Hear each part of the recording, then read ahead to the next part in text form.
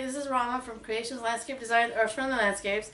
So what I wanted to do in this video is explain to you what is it that I do, a question that I get asked all the time.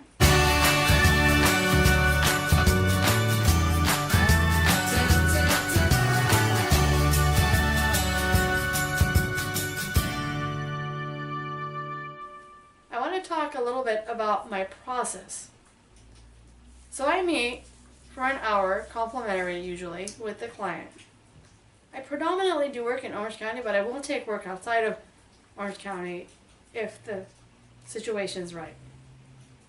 Once we meet for an hour, I go over exactly what ideas I have for the space, and I like to meet to get a sense of what could realistically work with this space, to get a sense of what am I dealing with. And this is where the client will tell me what they want.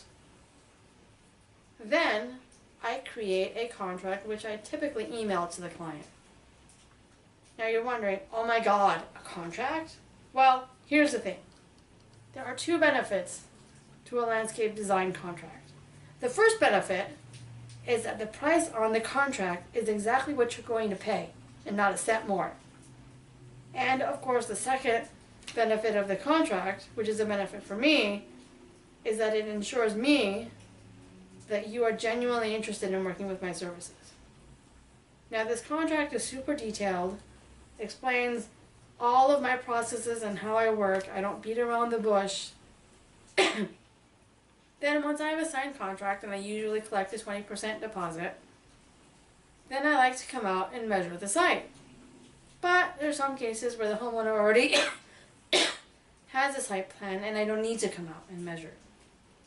I create a site plan digitally using AutoCAD, and I create two concept drawings. These two concept drawings are based off of what can the client realistically afford? What is it that they need in this space? And what's my vision for this space? Then I meet with the client, we thoroughly go over the concepts. I show them images of either hard surfaces or plant material that I'm proposing for the space. Now, usually, I like to take clients to actually physically look at the plants. Or if we're proposing to use flagstone, I like to take the client to physically look at the different flagstone color options that they have. Because these materials and being able to see them firsthand gives you an idea of what it's like. And what I like to do is create a detailed drawing. Now these detailed drawings are designed, first of all, so that any contractor can bid from it accurately, and so that if you have to submit drawings to either the city or the HOA, that they will have an accurate idea of what it is you're doing. Now, most HOAs just want to know what you're doing. They're not going to give you all kinds of trouble. They just want to be up to date with your goings on. And if you're thinking, maybe I don't have to submit to the HOA, maybe I can just get by without submitting, trust me when I tell you, you can't. They'll find out. In my HOA, and I live in a condo, the HOA representative from the management company walks around once a month. She walks around, looks at all the downstairs patios, and does a thorough inspection because it's part of her job. Because the HOA sets rules and guidelines, and they want to be sure that the homeowners follow those rules and guidelines. They're there for a reason. And some of them might be ridiculous, but nonetheless, they're there for a reason. And if you buy a home in that area, you have to comply with those rules. Now, once the final drawings have been done, and if you have an HOA, the drawings have been submitted to the HOA, then that's where the bidding process begins. I like to refer contractors for two reasons. First of all, I only work with contractors that are licensed, bonded, insured, have workman's comp. And secondly, I only refer contractors that I not only have worked with before, but that I know will do an above average quality job. Because again, if I refer the contractor to you, my reputation's on the line. So there are some cases where the homeowner decides, I'm going to install myself, or I have a contractor that my friend used, can I work with him? And yeah, that's fine. You don't have to necessarily go with a contractor that I referred, but I find 9 times out of 10, when the homeowner doesn't have to worry about finding a contractor, it makes it so much easier. And that's also part of the point of why you hire a professional designer. The designer does all the work for you. The installer contractor does all the work for you. And you can be busy going off living your life and enjoying your life. Now, the contractors that I work with, that I referred, again, as I stated, are licensed, bonded, insured. And they submit their bids very detailed.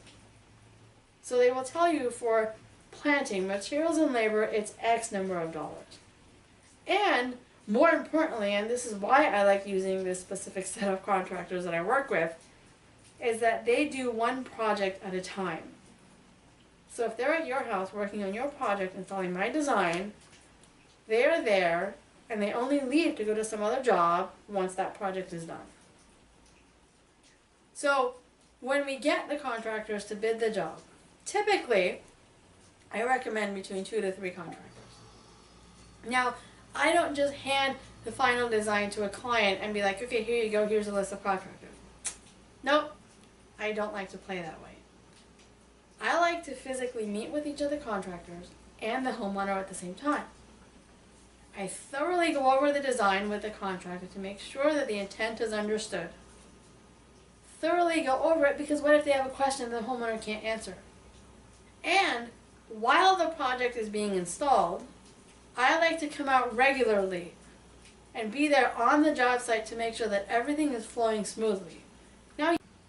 Now, the one other thing that I wanted to share with you that I've created that I think would be very beneficial is called the Landscape Design Checklist Kit. And if you go to landscapedesignchecklistkit.com, it's a booklet, 8.5 by 11 booklet that you get in a PDF download that has about 24 or 25 pages. And it gives you all kinds of detailed information about why you should hire a designer, what kind of designer should you hire, questions you should be asking yourself to get a better sense of what you're looking for, places to go to in person and digitally to get ideas, from Houzz to Pinterest to a listing of over a dozen botanical gardens within the state of California that you could visit. But it also has places that you can go to both online and offline to find the right designer. Places to go to look at plant material, hard surface materials. Places to go to get ideas of irrigation and lighting.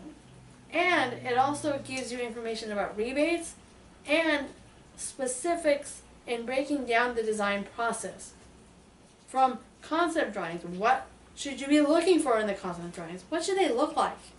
From the final detailed drawings. My final detailed drawings will list, these are the plants we're using, the specific genus, species, common name, the quantity, the size. The contractor doesn't have to sit and count every square inch of the drawings. This Landscape Design Checklist Kit will also have information on maintaining your garden, which in most cases only happens about 2 or 3 times a year. Watering your garden, the establishment period, and what should you expect after the garden's been installed. And it also has some information about finding and hiring the right contractor. This kit is not just designed for the homeowner that's looking to hire a designer. It's also designed to give you all kinds of ideas, tips, and tricks and whatnot. So I hope you enjoyed this video. Now, I produce content every Wednesday and Friday, or at least that's the plan and that's the goal. So if you liked this video and you'd like to be notified when I upload more videos, click the red subscribe button somewhere here. If you liked this video, hit the like button. And I'm actually curious, if you've designed your landscape, whether you did it yourself or hired a professional, comment below and tell me about your experience.